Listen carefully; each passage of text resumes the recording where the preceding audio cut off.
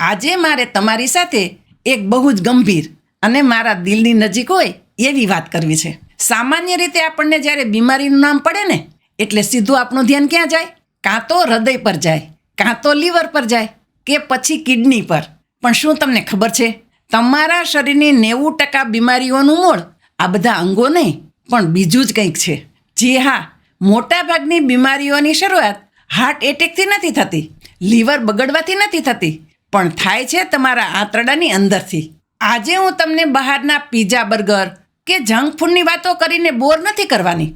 આજે આપણે વાત કરવી છે આપણી રોજિંદી એવી આદતોની, આપણા ઘરના એવા ખોરાકની જે ચૂપચાપ કોઈને ખબર ન પડે એમ ધીમે ધીમે તમારા આંતરડાને, તમારી પાચન શક્તિને ખતમ કરી રહ્યા છે. અને જો તમે આજે આ વિડીયો જોઈને આટલી વાત સમજી ગયા ને તો લખી રાખજો, તમારી અડધી જિંદગીની દવાઓ અને ડૉક્ટરના ખર્ચા અહીં જ અટકી જશે.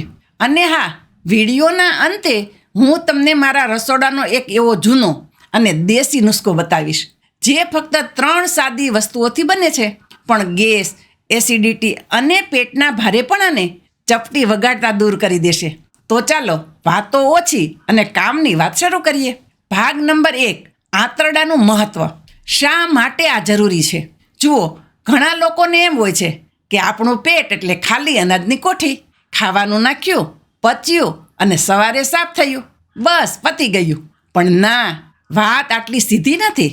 આપણા આંતરડા ખાલી પાચન નથી કરતા, એ નક્કી કરે છે કે આખો દિવસ તમારામાં કેટલી એનર્જી રહેશે, તમને વારે વારે શરદી ઉધરસ થશે કે નહીં, એટલે કે તમારી રોગ પ્રતિકારક શક્તિ કેટલી છે, અને તમારી ચામડી પર ચમક રહેશે કે ખીલ થશે, અને સૌથી મહત્ત્વનું કે તમારો મૂડ કેવો રહેશે.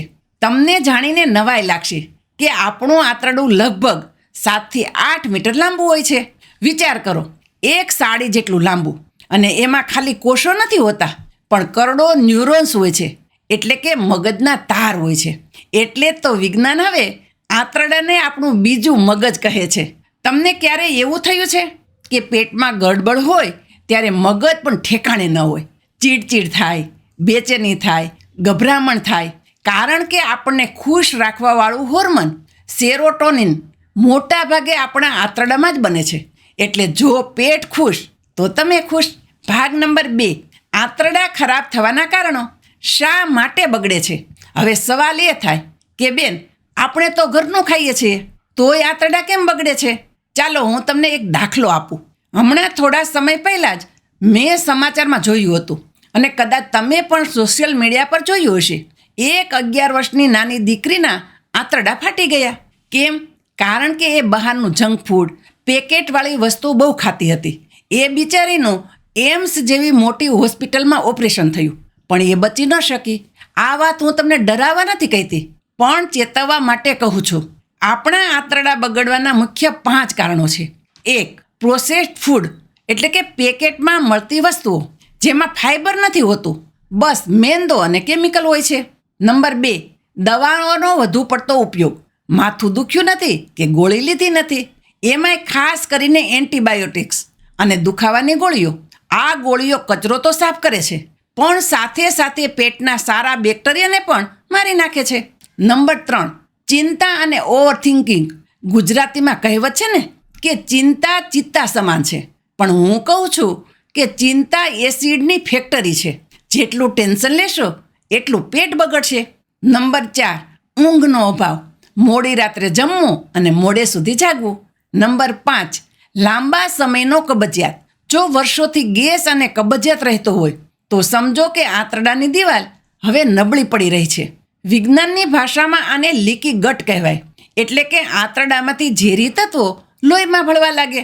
ભાગ નંબર 3, સમાધાન અને ઉપાયો. આપણે શું કરવું જોઈએ? સારું, સમસ્યા તો સમજાઈ ગઈ, પણ હવે કરવું શું?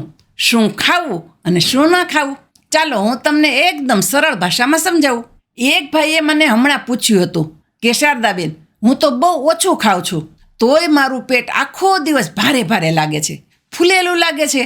મેં પૂછ્યું શું ખાઓ છો? તો કહે રોટલી, શાક, ભાત. જુઓ, ભૂલ ખાવામાં નથી, ભૂલ ફાઇબર એટલે કે રેસાની કમીમાં છે. આપણા પેટમાં 2 પ્રકારના જીવાણુ હોય છે. એક દેવ જેવા સારા બેક્ટેરિયા અને બીજા દાનવ જેવા ખરાબ બેક્ટેરિયા. હવે આપણે જીવવા માટે જેમ રોટલી શાક ખાઈએ છીએ એમ પેલા સારા બેક્ટેરિયાને પણ ખોરાક જોઈએ ને. એમનો ખોરાક છે ફાઈબર, જે વસ્તુ આપણે પચાવી નથી શકતા એ વસ્તુ આ બેક્ટેરિયા ખાઈને ખુશ રહે છે. ઉપાય નંબર 1, રેસાવાળો ખોરાક. જો તમે ઈચ્છતા હોય કે સવારે ઉઠતાની સાથે જ પેટ સાફ થઈ જાય તો ભોજનમાં ફાઈબર વધારો. શું ખાવું? દલિયા, જુવાર, બાજરી, ઓટ્સ, શાકભાજી, દૂધી, તુરિયા, ભીંડા, ગાજર, ફળો, સફરજન, જમરૂખ, પપૈયું. યાદ રાખજો, આનું જ્યુસ નથી બનાવવાનું, ચાવીને ખાવાના છે તો જ રેસા મળશે. એક ખાસ ટીપ, જો તમને કબજિયાત રહેતું હોય પણ તમે રેસાવાળો ખોરાક એકદમ વધારી દેશો તો ઉલમાંથી ચૂલમાં પડશો, ગેસ વધી જશે. એટલે ધીમે ધીમે શરૂઆત કરો. ઉપાય નંબર 2, પ્રોબાયોટિક્સ એટલે કે સારા બેક્ટેરિયાની ફોજ. જો પેટમાં ખરાબ બેક્ટેરિયા વધી ગયા હોય તો આપણે બહારથી સારા સૈનિકો મોકલવા પડે, અને આ સૈનિકો એટલે આપણું દેશી દહીં અને છાશ. પણ સાંભળજો, બજારમાં મળતું ફ્લેવરવાળું દહીં કે પેકેટની છાશ નહીં, ઘરે જમાવેલું માટીના વાસણમાં હોય તો ઉત્તમ. સહેજ ખાટું દહીં, એમાં કરડો સારા બેક્ટેરિયા હોય છે જે આંતરડાને રિપેર કરે છે. જમ્યા પછી 1 વાટકી દહીં કે છાશ લેવી એ અમૃત સમાન છે. આને આપણે પ્રોબાયોટિક્સ કહીએ છીએ. ઉપાય નંબર 3, પ્રીબાયોટિક્સ એટલે કે બેક્ટેરિયાનું ભોજન. પ્રોબાયોટિક્સ એટલે બેક્ટેરિયા અને પ્રીબાયોટિક્સ એટલે એ બેક્ટેરિયાનું ટિફિન.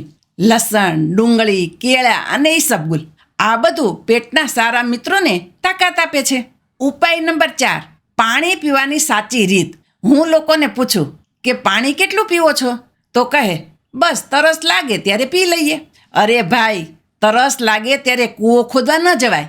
આખા દિવસમાં 8 થી 10 ગ્લાસ પાણી પેટમાં જવું જ જોઈએ. પણ ઊભા ઊભા અને બોટલ મોઢે માંડીને ગટગટાવીને નહીં, શાંતિથી બેસીને ઘૂંટડે ઘૂંટડે પાણી પીવો. જેમ ગરમ ચા પીવો છો ને એમ. તેનાથી લાળ પેટમાં જશે અને એસિડિટી શાંત થશે. ઉપાય નંબર 5, ઉપવાસ. આપણા શાસ્ત્રોમાં એકાદશી અને પૂનમના ઉપવાસનું મહત્વ અમસ્તું નથી. આંતરડા પણ એક મશીન છે, એને પણ ક્યારેક આરામ જોઈએ ને. અઠવાડિયામાં 1 વાર કે 15 દિવસે 1 વાર 14 થી 16 કલાક સુધી અનાજ ન લ્યો. રાત્રે 7 વાગે જમી લ્યો અને પછી સીધું સવારે 10 વાગ્યે નાસ્તો કરો. આટલો સમય પેટને મળશે ને તો એ પોતાની સફાઈ જાતે જ કરી લેશે, જેને આપણે ઓટોફેજી કહીએ છીએ. એટલે કે શરીર પોતાની ગંદકી પોતે ખાઈ જાય છે. ભાગ નંબર 4, શું ટાળવું? સાવચેતી અને પરેજી. હવે સૌથી કડવી વાત, જો તમારે સાચે જ સાજા થવું હોય તો 2 વસ્તુને દુશ્મન માનવી પડશે. નંબર 1, ખાંડ. ખાંડ એ પેટના ખરાબ કીડાઓનો પ્રિય ખોરાક છે. જેટલી ગળી વસ્તુ ખાશો એટલા પેટમાં ગેસના ગોળા વધશે. નંબર 2, મેંદો અને બેકરી આઇટમ. બિસ્કિટ, ટોસ્ટ, ખારી, પાઉં આ બધું આંતરડામાં જઈને ગુંદરની જેમ ચોંટી જાય છે. આજે જ આ બધું રસોડામાંથી બહાર કાઢો. યાદ રાખો, જે ખોરાક તમારા દાદા દાદી ખાતા હતા અને જે રસોડામાં રાંધી શકાતું હતું તે જ શ્રેષ્ઠ છે. ફેક્ટરીમાં બનેલી કોઈ પણ વસ્તુ પેટ માટે ઘર જેટલી ઉપયોગી નથી. ભાગ નંબર 5, રામબાણ દેશી નુસ્ખો. ચાલો હવે વિડીયોના સૌથી મહત્વના ભાગ પર આવીએ. આંતરડાની સફાઈ અને પાચન સુધારવા માટેનો મારો ખાસ નુસ્ખો. આ ઉપાય એકદમ સરળ છે પણ અસર જબરદસ્ત છે. આપણે બનાવવાનું છે જીરા, ધાણા, ફુદીના વોટર. સામગ્રી: 1 ગ્લાસ પાણી, અડધી ચમચી જીરું કાચું, અડધી ચમચી આખા ધાણા, 4 થી 5 તાજા ફુદીનાના પાન. જો તાજા ન હોય તો સૂકા પણ ચાલે. રીત: 1 તપેલીમાં પાણી લ્યો, તેમાં જીરું, ધાણા અને ફુદીનો નાખીને ધીમા તાપે ઉકાળો. પાણી થોડું બળી જાય અને રંગ બદલાઈ જાય એટલે ગેસ બંધ કરી દો. આ પાણીને ગાળી લ્યો. આ પાણી નવશેકવું એટલે કે હુંફાળું હોય ત્યારે જમ્યાના 1 કલાક પછી ધીમે ધીમે પીવાનું છે. ફાયદા: જીરું પાચન વધારે છે, ધાણા પેટની ગરમી અને એસિડિટી શાંત કરે છે, ફુદીનો પેટનો આફરો અને ભારેપણું દૂર કરે છે. આ પાણી રોજ બપોરે અથવા રાત્રે લેવાનું રાખો. તમે જોશો કે 10 જ દિવસમાં તમને એવું લાગશે કે પેટ એકદમ હળવું ફૂલ થઈ ગયું છે. ભાગ નંબર 6, ખાસ ચેતવણી અને ડૉક્ટરની સલાહ. આ ઉપાય કોણે ન કરવો? નંબર 1, સગર્ભા બહેનોએ ડૉક્ટરને પૂછ્યા વગર આ ડિટોક્સ વોટર ન લેવું. નંબર 2, જેમને પથરીની તકલીફ છે અથવા લો શુગર રહેતું હોય તેમને ડૉક્ટરની સલાહ લેવી. નંબર 3, નાના બાળકોને આ બધું આપવાની જરૂર નથી. ડૉક્ટર પાસે તાત્કાલિક ક્યારે જવું? ઘણા લોકો ઘરગથ્થુ ઉપચારમાં ને ઉપચારમાં મોડું કરી દેતા હોય છે. જો તમને આ લક્ષણો દેખાય તો દેશી ઉપાય છોડીને તરત ડૉક્ટર પાસે દોડજો.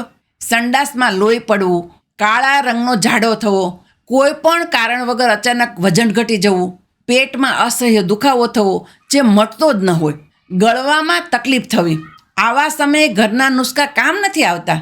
સાચી સારવાર જ કામ આવે છે. તો મિત્રો યાદ રાખો, પહેલું સુખ તે જાતે નર્યા. જો પેટ સારું હશે તો દુનિયા સારી લાગશે. તમે આજે જ તમારા ડાયટમાં થોડો ફેરફાર કરો, પાણી વધારે પીવો અને પેલો જીરા ધાણાવાળો પ્રયોગ ચાલુ કરો. રાતોરાત ચમત્કાર નહીં થાય, ધીરજ રાખજો, પણ 1 મહિનામાં તમારું શરીર તમને સામેથી કહેશે કે થેન્ક યુ. વિડીયો ગમ્યો હોય તો લાઈક કરજો, તમારા સગા સંબંધીઓ સાથે શેર કરજો, જેથી કોઈનું ભલું થાય. અને હા, આવી સાચી અને સારી માહિતી માટે આપણી ચેનલ સબસ્ક્રાઈબ કરવાનું ભૂલતા નહીં. ત્યાં સુધી હસતા રહો, સ્વસ્થ રહો અને ઘરનું ખાતા રહો.